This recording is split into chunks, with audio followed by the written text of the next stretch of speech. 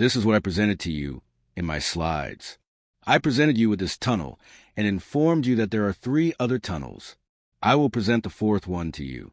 Seeing the Sphinx today, for 4,500 years now, the Great Sphinx of Giza has stood watch over Egypt's sands, half lion, half man, older than most of the empires that have emerged and declined throughout human history. Its weathered face has seen the pharaohs march by, Alexander's conquest, the ascendance of Rome, and the dawn of modern civilization. Yet after millennia of research, centuries of digging, and decades of 20th century technology piercing its limestone hide, the Sphinx continues to hold its secrets under tons of ancient stone. Whispers of secret rooms have reverberated down the centuries. Stories of lost corridors, locked doors, and forbidden passageways dating back not only decades but centuries. Ancient writings suggest libraries buried beneath its great paws. Medieval academics spoke of underground halls filled with the knowledge of a civilization that dated back before even the pharaohs themselves. Contemporary mystics refer to mythical hall of records, a library of information from a lost golden age, resting in obscurity, awaiting the appropriate moment to emerge. Zahi Hawass, Egypt's most renowned archaeologist, has protected his nation's secrets his whole life. For more than half a century, he has been the face of Egyptian archaeology, the keeper of the Giza plateau, the guardian of Tutankhamun's tomb, and the authority who chose what the world may know and what must stay buried under the sand. He has rejected thousands of theories, dispelled hundreds of myths, and served as an unmovable bulwark between Egypt's ancient secrets and those who would seek to exploit them. But now, as he heads into his 8th decade, and the twilight of his illustrious career looms close, Hawass has made a shocking admission that set shockwaves tumbling through the archaeological world and enthrall hundreds of millions worldwide. In his own words, "Before I die, I must tell the truth about what lies beneath the Sphinx. The evidence is undeniable now. Ground-penetrating radar has seen what human eyes have not. Sealed shafts have been charted with careful instruments. A hidden chamber, one no one has been permitted to enter in decades, lies in recorded silence under one of the most examined monuments in all human history. The censors don't lie. The facts are real. And the man who spent a lifetime denying its presence can no longer be silent. The secret that started in ancient pharaoh times may at last be coming to an end. What has been concealed for centuries might soon become public. And the keeper who used to keep those secrets is now willing to speak out before it is too late. In order to grasp the significance of this revelation, one must first get to know the man behind it. Zahi Hawass was born in 1947 in the tiny town of Damietta, which lies deep in the Nile Delta.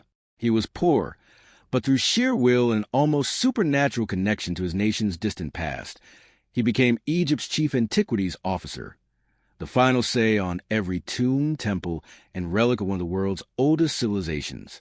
With his fedora hat and fervent style of delivery, Hawass was as familiar as the monuments he defended. But his goal was more than to guard ancient stones from thieves.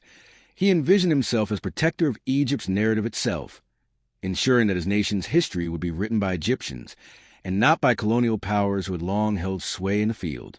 It made him both famous and infamous. He was also commended for restoring Egypt's heritage to Egyptian hands, but condemned for being domineering, hasty to reject theories that conflicted with the official narrative, and willing to utilize power in order to silence opposition voices.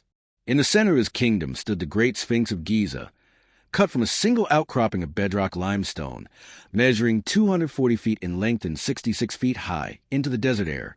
The body is that of a reclining lion, the head human, gazing forever eastward into the rising sun. The traditional account is simple. The Sphinx was constructed in the time of Pharaoh Khafre circa 2500 BC, carved to protect his pyramid complex. This sets it solidly within dynastic Egyptian chronology, say around the same time as the Great Pyramid. But never has the enigma been so readily solved. Unlike the other Egyptian structures, there are no builder inscriptions, no Old Kingdom hieroglyphic text directly stating its building. The first written note appears on the dream stele installed between its paws by Pharaoh Thutmose for over 1,000 years following Khafre's time, and even that document addresses the Sphinx as an ancient enigma, not a new edifice. More disturbing is the proof etched by time upon the Sphinx's own flesh, great vertical cracks running into its flanks. the sort of weathering produced by prolonged water flow, not sand-blasted wind. Some geologists contend this indicates that the Sphinx was affected by heavy rainfall, but Egypt's climate has been dry for more than 5,000 years. Might the Sphinx be older than the pyramids? Might it antedate dynastic Egypt itself? And then, of course, there are the legends, enduring over millennia, of tunnels under the Sphinx's paws, secret rooms hollowed out of the bedrock underneath, and a vast library or hall of records sunk on purpose by an old civilization, guarding its wisdom until the world was ready. These legends show up in ancient texts, in medieval Arabic texts, and in the dreams of contemporary mystics who say they perceive what archaeology can't yet demonstrate. For years, Zahi Hawass wrote off such stories as fantasy. He stood up for the conventional timeline with passion, insisting that the Sphinx was just what mainstream Egyptology claimed it was, a fourth dynasty monument, remarkable but not inexplicable. Privately, out of sight of cameras and sound bites, though, Hawass worried. New evidence continued to accrue that didn't quite fit the tidy story. Tests found anomalies. Devices picked up voids where solid rock must be, and the man who had devoted his lifetime to guarding Egypt's mysteries started to wonder. What if the doubters are correct? The stakes could not be higher. If sealed chambers really do exist under the Sphinx, if they hold artifacts or documents from before the time of the pharaohs, then the entire history of civilization may need to be rewritten. For the administrator of Egypt's antiquities, the pursuit of truth grew personal. The crisis started subtly in the early 1990s with dry technical information that few outside the scientific world initially picked up. Ground-penetrating radar surveys made around the Sphinx as part of attempts to determine the structural integrity of the Giza monuments. The technology itself was not terribly old, utilizing electromagnetic waves to make maps of the subsurface without invasive excavation. What the sensors picked up created shudders in both the scientific and mystical camps. The radar picked up definite anomalies, rectangular cavities under the Sphinx's paws and along its northern flank. These were not natural erosion features or random holes. The forms were too regular, too geometric. They seemed to be chambers, deliberately carved or built, buried beneath centuries of deposited sand. The media storm was quick and furious. The headlines wailed of finding the Hall of Records. Believers in Edgar Cayce, the U.S. mystic who had forecast in the 1930s that an ancient wisdom chamber would be uncovered under the Sphinx, had vindication. Documentary makers flocked to Giza. Egyptian authorities felt enormous pressure to explore further. Zahi Hawass was in an impossible situation. In public, he had to play down the findings, sounding warnings, reminding everyone that odd readings on radar scans did not necessarily equate to ancient chambers overflowing with riches. He gave one interview after another, describing how the empty spaces might be natural formations, erosion tunnels, or recent intrusions from previous excavations. He was a face of scientific doubt. But behind the scenes, behind closed doors, Hawass was doing something quite different. He demanded a more extensive excavation. He wished to know what was actually down there. In 1997, an undercover excavation was done around the Sphinx. The circumstances are clouded to this day, with conflicting reports and official denials. What is certain is that a group, American researchers among them, cooperated with the Egyptian authorities in carrying out more advanced surveys. Sophisticated sensors were put into position, which could pick up not only voids but specifically distinguish air pockets, water-filled cavities, and solid rock. The findings were breathtaking.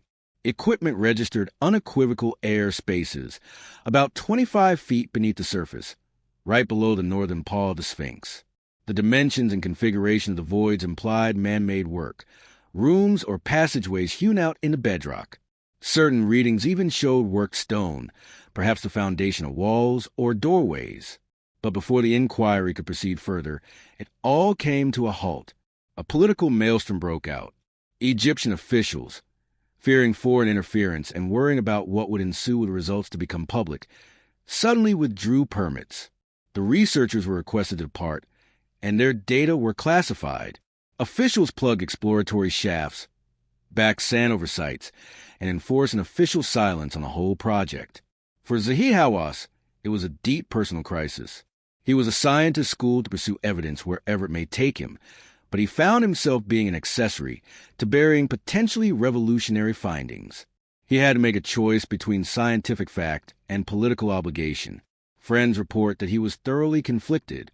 He had dedicated his existence to rejecting myths as fancies, but the sand does not forget anything, and what the sand was uncovering with new technology intimated that perhaps only, the myths had some basis in reality. The crisis wasn't simply over what was buried beneath the Sphinx. It was over what that concealed truth could do to everything Hawass had dedicated his life to protecting. If the mystics were correct about secret chambers, what else could they be correct about? Might there be proof of an advanced civilization before dynastic Egypt? And if so, how would the world respond? These were questions that plagued Hawass for many years as he kept up his public skepticism in private turmoil.